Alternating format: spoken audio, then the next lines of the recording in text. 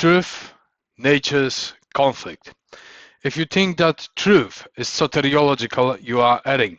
Acting upon approximation of truth through realization in the great walk may be liberating. Now, truth, objective truth of metaphysical, belongs to the gods and goddesses only and solely. As mortals, we may approximate near it or fall behind it. Now, in this truth, there is plenty of poison. At first, truth kills you, it poisons you. Why does it poison you? Because you are conditioned in a world that covered this truth in the slime pit of gibberish, of falsities, lies, delusions, ignorance.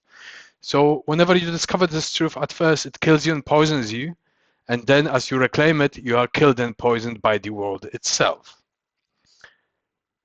So what about those agents, zealots, and avatars of good and evil? Inasmuch as I do not see good and evil, but perhaps right and wrong pertaining to a nature, every being, whether a god, a demon, a agathos daimones, a chthonic witch, a nature spirit, a mortal human being has a nature pertaining to it. And by example of mortals, we often forget that the world is not anthropocentric and that the stars and galaxies are not brought for our sake of our mortal race.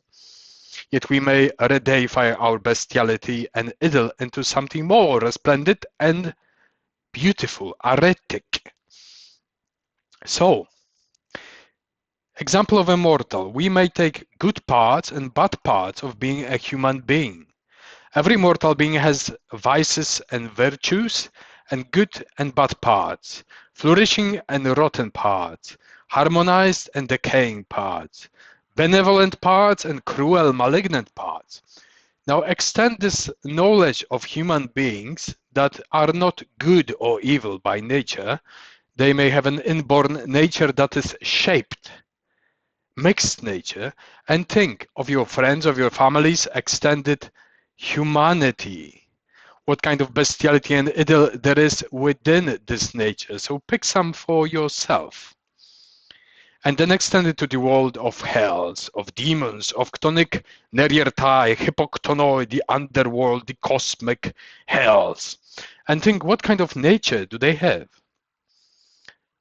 And how do they interact with this nature of humans? Through volatility, bestiality, through this wild hunt of primordial eons.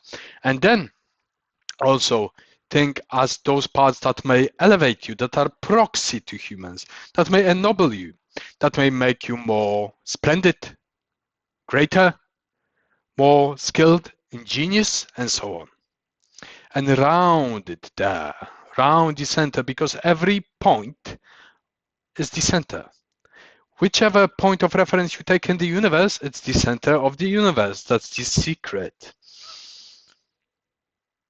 But back to natures, they are combating. Some of them are amicable and amiable towards each other.